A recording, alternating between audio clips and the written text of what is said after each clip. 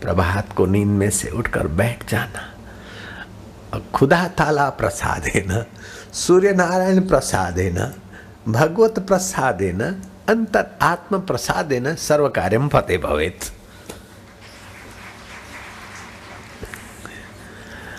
किसी आदमी को पहचान ना हो तो उसकी दिनचर्या देखा जाए। सुबह वो कितने बजे उठता है और रात को कितने बजे सोता है और भोजन कैसे करता है, क्या करता है, आदमी का परिचय मिल जाएगा। उससे भी ज़्यादा परिचय लेना हो तो बुढ़ापे में अथवा मरते समय वो क्या बोलता है। मरते समय जैसी उसकी मति है जीवन भर की, वैसी उसकी गति है। इसलिए भगवान कहते हैं कि सब तू युद्ध तो कर, लेकिन मेरा सुमरण करता कि मति में मैं रहूं तो अंत में गति मुझ तक की तेरी हो जाए। सुलेमान द्वेष की मति से मरा है तो 1000 वर्ष प्रेत होने के बाद जब वो अपनी बेटी का लवर मोहन के शरीर में आया है तब उसमें सुलेमान घुसा है। द्वेष लेकर मरेंगे तो द्वेषी का बदला लिए बिना दम नहीं छूटे, किसी न किसी जन्म में लेना। हमारे पिताजी अस्वस्थ थे तब माँ को बोलते थे कि आज कौन सी तिथि है। माँ ने कहा छठ है। अरे अन्या पंजनी है ना, ठीक। 1-2 दिन बीते तो बोले आज कौन सी तिथि है। बोले आज नौम हो गई, कल सुबह दसम होगी। बोले अच्छा।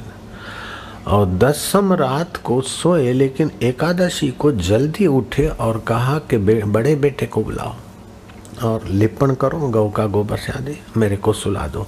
मेरा नाम आसूमल था। आंसू को मत जगाना, भी छोटा है। वो गीता पढ़ो। क्या कर रहे हो? बोले अब जाना है। पक्षियों को दाना डालने वाले व्यक्ति को मृत्यु का पहले से पता चल जाता है। मेरे पिताजी पक्षियों को दाना डालते थे। और कोई होगी प्रार्थना भक्ति। मेरी माँ को लेटे लेटे हाथ जोड़ के कहते हैं कि जाने अनजाने हमने कभी हाथ उठाया हो, कुछ कहा हो, तुमको दुख दिया हो, अब तुम मेरे को माफ कर दो, ताकि फिर चुकाने के लिए जन्मना ना पड़े। और मैंने जो गलती की तू माफ कर दे, तेरी जो गलतियां मैं माफ कर देता हूं। ये कैसा हिंदू धर्म का प्रयाण काल है। ये मैं इसलिए बता रहा हूं कि आप भी जाओ तो माफी ले दे के जाना, ऐसे किसी का बोझा लेकर मत जाना, तो पकड़ के मत जाना। लेकिन ये मरते समय ही करना ऐसा नहीं। हिंदू धर्म ने दिवाली के दिनों में, बेस्ता वर्ष के दिन, अरे भाई जे थे वो भूल जाओ, नवा वर्ष ना नवा प्रणाम, साल मुबारक, नए साल के ने जो हो गया अब छोड़ो, कल की बात है, जो बीत गई सो बीत गई। बुद्धिमान के क्या लक्षण है? उपनिषदों में प्रश्न आया। रागो लिंगम अबोधस्य, लिंग शरीर, सूक्ष्म शरीर में कोई राग न रहे।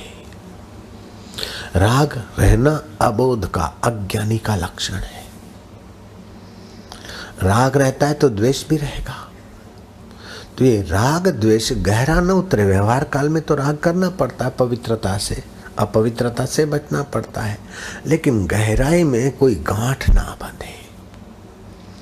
गहराई में तो भगवत प्रीति ही रहे, इसी से लाभ होता है। जो लोग तो दिनचर्या से व्यक्ति का पता चलता है, और अंत काल में भी व्यक्ति के जीवन भर की क्या कमाई और क्या दृष्टि उसका पता चलता है। उत्तरायण की इंतजारी के बाद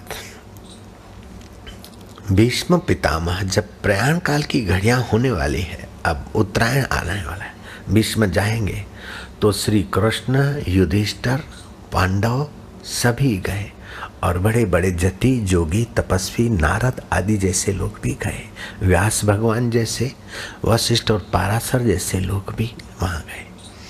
कैसा योद्धा होगा कि भगवान स्वयं उसके प्रयाण काल की वेला पे गए। युद्ध जैसे घोर कर्म करने वाले के आगे भगवान स्वयं गए, कैसी उसकी भक्ति होगी। युधिष्ठिर ने हाथ जोड़े तो भीष्म ने उनका हाथ पकड़कर स्नेह करते हुए सहलाया कि युधिष्ठिर तुम आए में मुझे बड़ी प्रसन्नता हुई। कृष्ण तुमको मैं कहाँ बिठाऊं? देश काल और व्यवहार के ज्ञान को जानने वाले सर से यहाँ पे पढ़े हुए ऋषि मुनियों को वाणी से स्वागत करते हुए बैठने को कहते। कृष्ण मैं तुम्हें कहाँ बिठाऊं?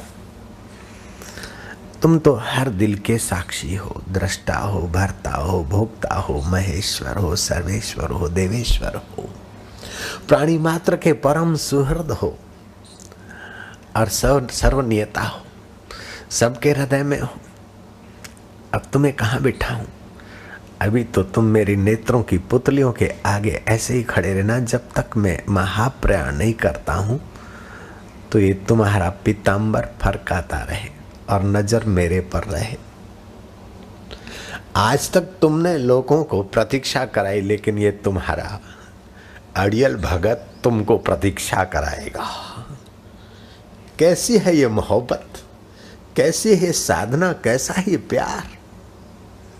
हे केशव, हे राधा रमण,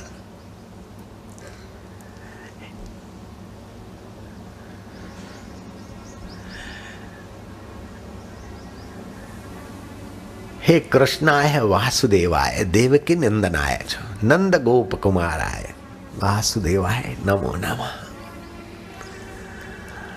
मैं अपनी कन्या तुम्हें अर्पित करना चाहता हूं। 125 साल के बाल ब्रह्मचारी मरते समय कह रहे हे राधा रमण, हे गोपी रमण, गोपियों के साथ रमण करने वाले, राधा के साथ रमण करने वाले कृष्ण मेरा तुमको प्रणाम है। कृष्ण सेक्सी होते तो क्या ब्रह्मचारी मरते समय कृष्ण को कहते कि राधा रमण, गोपी रमण, मेरा तुम्हारे चरणों में प्रणाम है। गोमाना इंद्रियां, राधा उल्टा दो तो धारा, उन राधा में और धारा में रमण करने वाले हे चैतन्य स्वरूप सर्वेश्वर परमेश्वर अभी साकार होकर आए हो, लेकिन मैं तुम्हें पहचानता हूं। मैं अपनी कन्या तुम्हें अर्पित करना चाहता हूं। आप भी अपनी कन्या उसको अर्पित कर दो। शरीर की कन्या तो जमाई को अर्पित करो, लेकिन तुम्हारी कन्या परमेश्वर को अर्पण करो। बोले बाबा जी शरीर की कन्या और हमारी कन्या में फर्क है कि? हाँ बहुत फर्क है। ये सारी रहस्यमय बातें ब्रह्म ज्ञान के सत्संग में ही मिलेगी भाई। बुद्धि का फल ये कि ब्रह्म ज्ञान समझने के काबिल हो जाए, बस। सारी बुद्धिमत्ता का फल ये है, सारी चतुराई का फल ये है कि अपने ब्रह्म स्वरूप को समझने की क्षमता आ जाए और किसी ब्रह्मवेत्ता महापुरुष के हृदय में अपनी थोड़ी सी जरा सी जगह रह जाए, बस हो गया काम। स्नातम तेन सर्व तीर्थम, उसने सारे तीर्थों में नहा लिया। दातम तेन सर्व दानम, उसने दान दे डाला। कृतम तेन सर्व यज्ञम, उसके द्वारा सारे यज्ञ हो गए। ये न क्षणम मनः ब्रह्म विचारे स्थिरम कृत्वा, ब्रह्म विचार में मन को क्षण भर के लिए भी जिसने जमा दिया, स्थिर कर दिया, उसने सारे पितरों का तर्पण कर डाला।